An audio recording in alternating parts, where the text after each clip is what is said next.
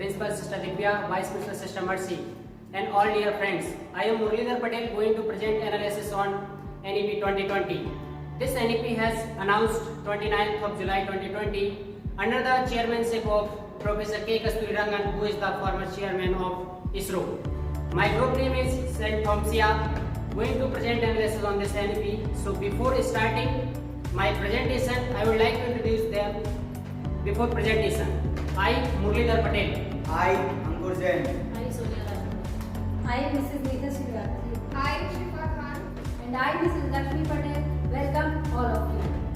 So our St. Thomas group are going to analyze this policy in a both way. Next. I would like to tell you some key points of this NEP, and I would like to relate you around previous education policies.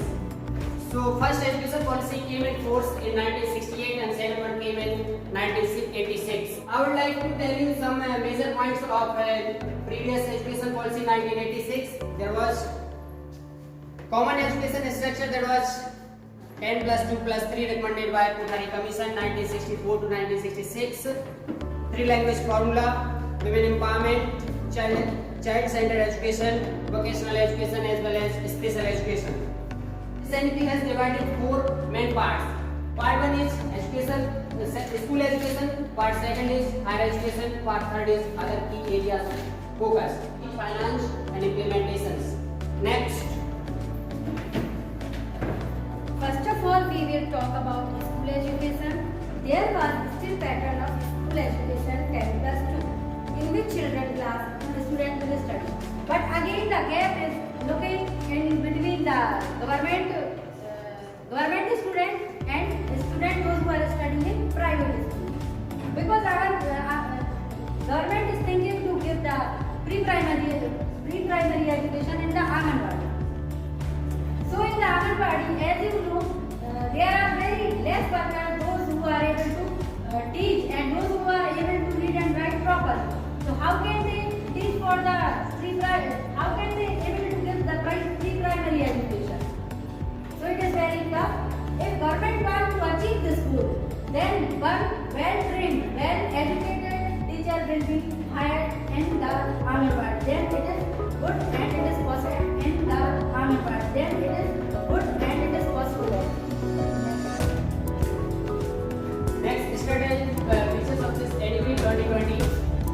This NEP has suggested some features which are reintegrating dropouts and access participation in free and compulsory education, school education for all children age group of 3 to 18 years, achieve 100% GR means gross enrollment ratio for all grades, mainly 9 to 12 grades of school education, creating effective school infrastructure. So this NEP has suggested to make school infrastructure very alluring or attractive that will affect the student by their own. And next is ensuring security, especially for girls students by hiring security guard. There must be female guard. Free education and compulsory. So RT is the free and compulsory education. School education will be the part of RT 2009. Now, I would like to tell you some crucial point of this NEP. These are the bring 2 crore out of school children back into the mainstream through the open schooling system. So, open schooling system has suggested by this NEP 2020. Next. Board exams for grade 10th and 12th will be continued. What? they will be lost. It means like 10th class student take 2 subjects according to their percentage. But after coming this policy, this system will be changed. Here, anyone take any subject after completing their 10th class. It is focused only for students' knowledge and their concepts. Here, pattern will be changed. Student will get a second chance in a year. It means exam will be conducted twice in a year to improve their score. Student will be able to choose many of the subjects and the levels which they take board exams. Those students face a problem in maths and they don't want to make a career in maths field. So they take a basic level of maths to improve their score. In class 11th and 12th, student takes like maths, commerce, art subjects. But after coming this policy, this system is totally changed. Student take their subjects according to their knowledge, and there will be no hard subjects. In class 11th and 12th, student like streams like maths, science, art, there will be no hard separations among circular or subjects. Here anyone take any subjects. If you want to study physics, chemistry with history or political science, then you will study all together. Here is a big change to give a same preference to vocational subject like sport, arts, etc. Next. Now we are discussing about gross enrollment ratio goals for 2035. Before explaining this, I want to give one example. Suppose in a district there are 1000 children, those who are 3 years old, and they are able to admit in primary school. But out of 1000 students, there are 900 students, those who are admitted in primary school. It means what is the level of primary school? Primary level school is 90%. Means gross enrollment ratio of primary is 90%. And it become a less in middle section, higher section, and higher secondary sections. With the help of this, we can see in a secondary school there is the target of the 100% of this NEP. What current position is 56.5% for class 11th and 12th, and in higher education target is 50%, and the current position is 26.3%. Next, language. This is very important point of this NEP. NEP puts focus on mother tongue as medium of instruction up to grade 5. So bilingual approach for this those whose language is different from the primary medium of instruction. This NEP has suggested us to teach pupils or students in their own or mother tongue or their local language. So in this NEP, medium of instruction up to 5 grade and till the grade 8, a student can choose their mother tongue or any other Indian modern language. So I would like to tell you some other point of this. Next is common.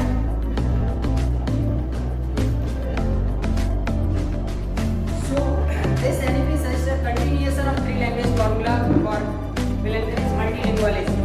This will be major effort of central and state government. I would like to tell you multilingualism means if a student is going to choose more than 2 languages, then he will able to learn or speak or tell or know the all skills of the language that will develop the multilingualism in the student.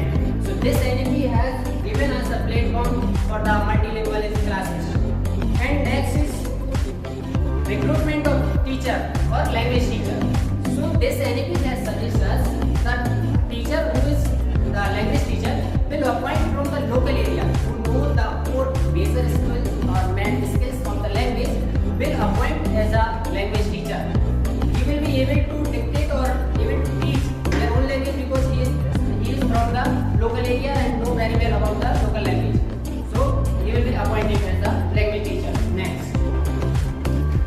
Here is one key point about the English. Also, English helps us in getting jobs and gives you a global outlook. So English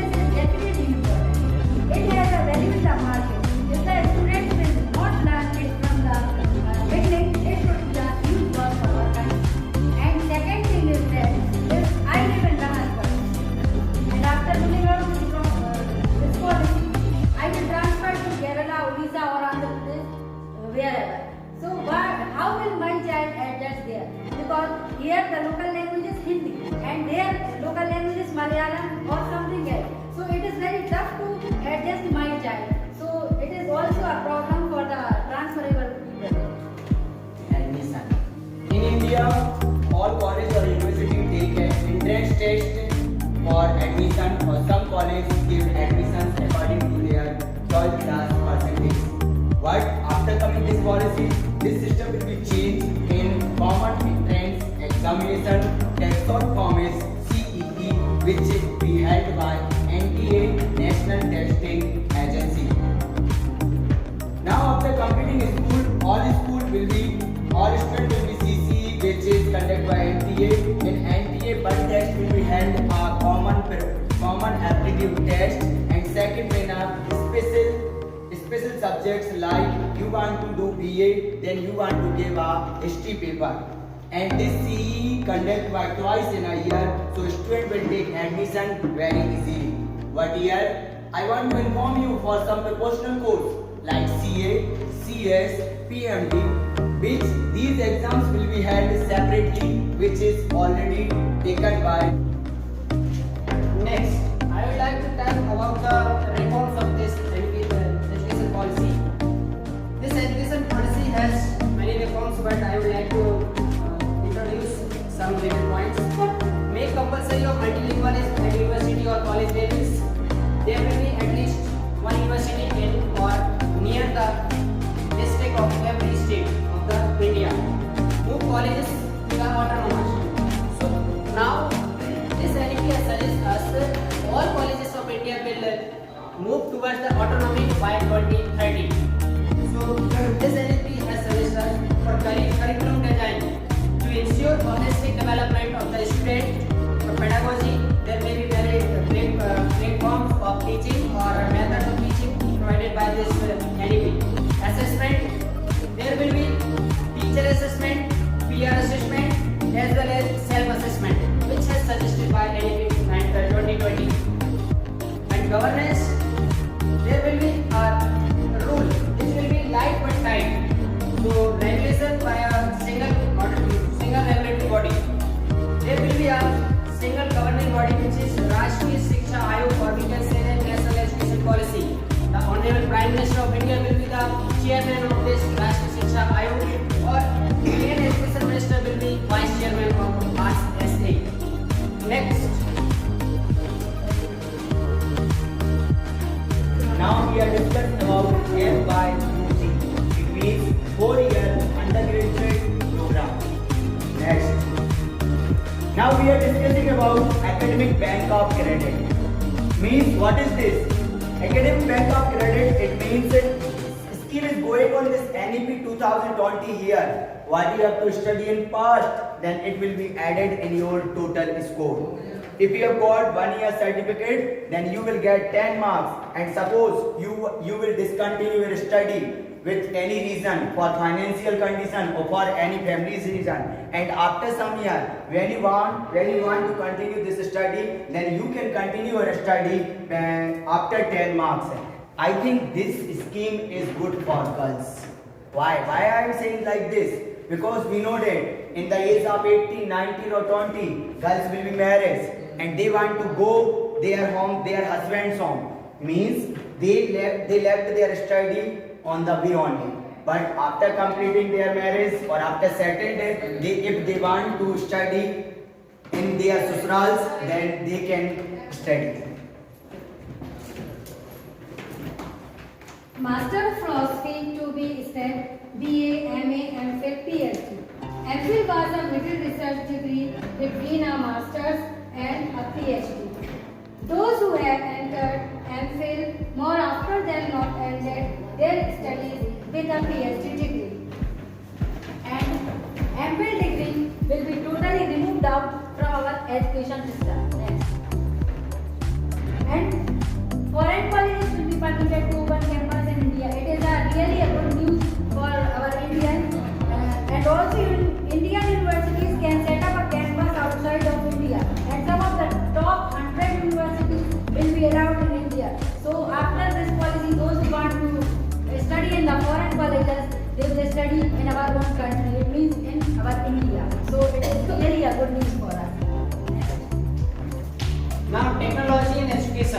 NEP recommends us to use of technology in education in NEP or National Education Technology Forum. This will be functioning as a securing data of central and state government, tremendous use in research as well as advanced online courses, etc.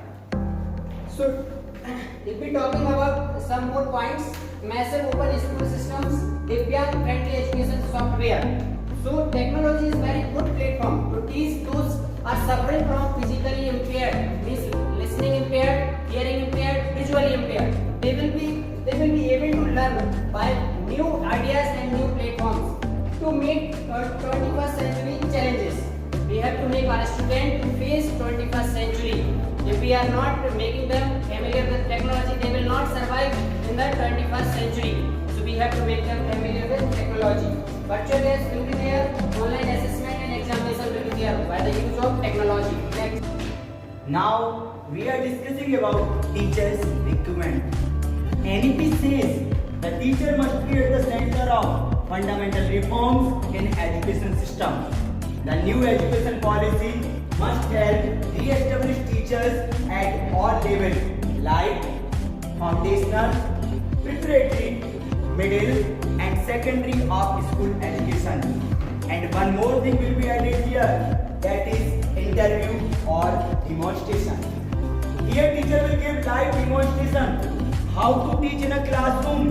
With the help of this, we can guess how the teacher's patience and motivations here. And now this will go for all schools like public or private. There is interview will be held in a local language. And one more thing I want to share with you, teachers transfer will be less here. If we want to transfer them, then they will be transferred in their local area next. So, current teachers will remain in the job, but they will undergo training session. All subject teachers to get NTA scores also. Para teachers and Shiksha Mitras will be removed by year 2022. And all the rules and regulations are for government and private teachers both. Next, degree qualification. So this NEP has suggested as degree qualification for being teacher. There will be 4-year integrated B.Ed program. But who have done their graduation by BSc or BA BCom, they have to do 2-year B.Ed program. But if somebody want to become a teacher, he have to choose after 10th or 12th class 4-year B.Ed program or integrated program. Master degree will be minimum qualification for being a subject teacher. Nowadays, graduation also the subject teacher qualification, but after implementation of this NEP, there will be minimum qualification for the subject teacher, master's degree. Next. Now, we are discuss about finance. We know that without finance, we will not do anything in any field. The current public government center or state expenditure on education in India has been around 4.43% of GDP. But this target is 6% of GDP in 2020. I want to inform you, there is no change in this finance. Because in 1968 and in 1986, same target is here. But it did not fill till now. Now we will see in this time, this policy will be fulfilled or not. Next.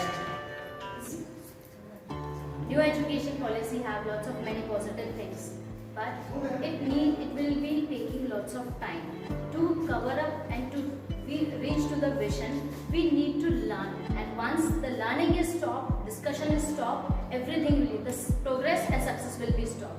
So today we will see the 3 major countries and their education system, how they have reached to the success of the level, and the same thing is being mentioned in this NEP. The first is Finland. Finland mainly focus on the practical knowledge. They do not give. They says that homework giving is an outdated process. So they mainly give the practical and technical knowledge to the children. Another major country is Germany. Germany is known for for the human resources investment. Here, students, those who are not taking interest in learning books and other things, they are being sent for the vocational training, and they mainly focus to invest on the human capital. So their technology as well as smart brains are more than any other countries. The third one is Japan. Japan focuses on foundation-based courses. They, from the beginning till the last, they focuses on base ethics as well as moral values. So similarly, these three things are being included in the NEP. If once we follow and we learn the things, we will reach to our vision.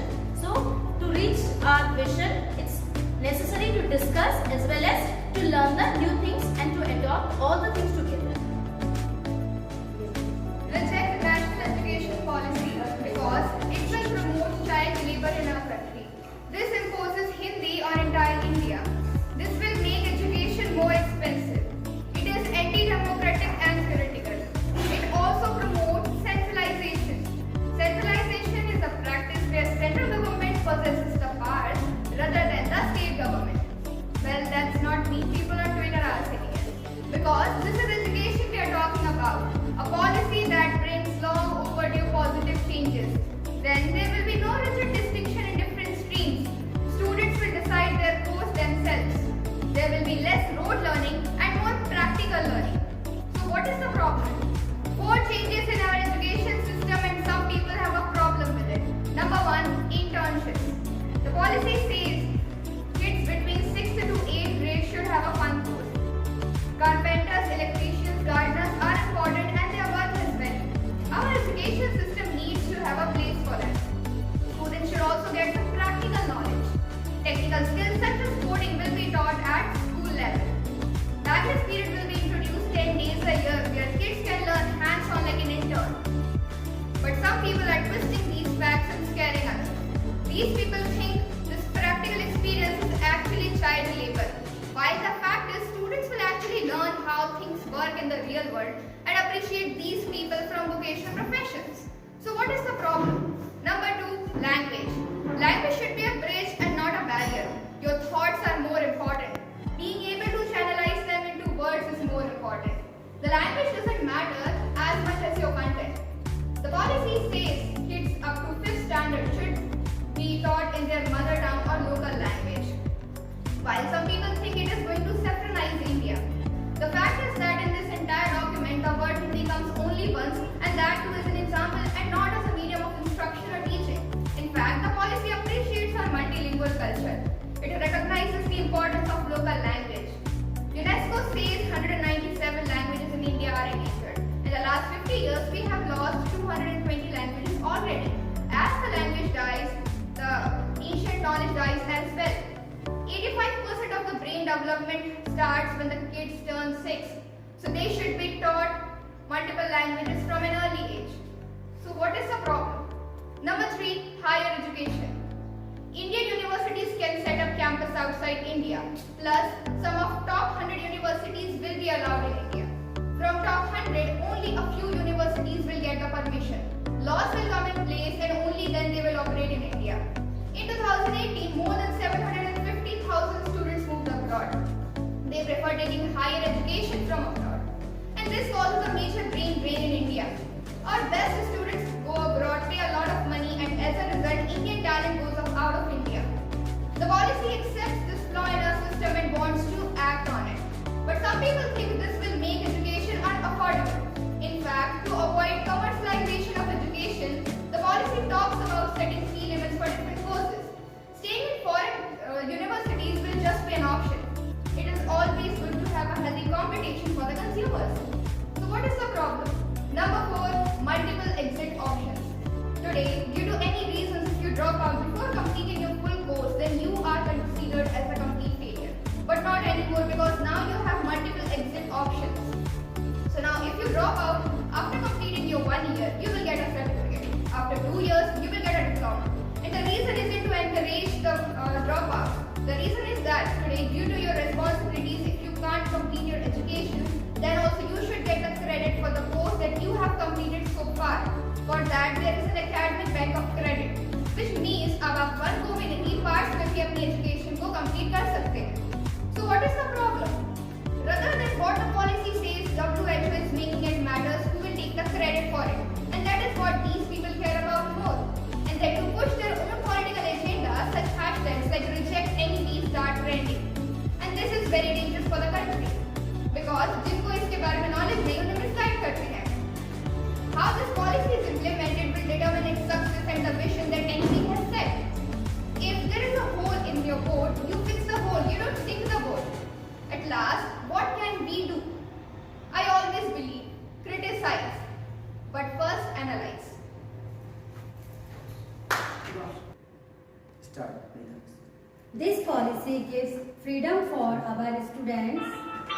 And we need to support the progress and changes of the policy. It will take 34 years to be on paper, and it takes some time to be a reality. And India has a long way to go, but we need to start. But we need to break the prison of negativity because the world is full of opportunity. So it's a time for us to fly. The flaws in the policy need to be addressed. So thank you, dear sisters and teachers, for joining us in the discussion of this new education policy. And my last words are support the change and be ready with a new hope. Jai Hind. Thank you.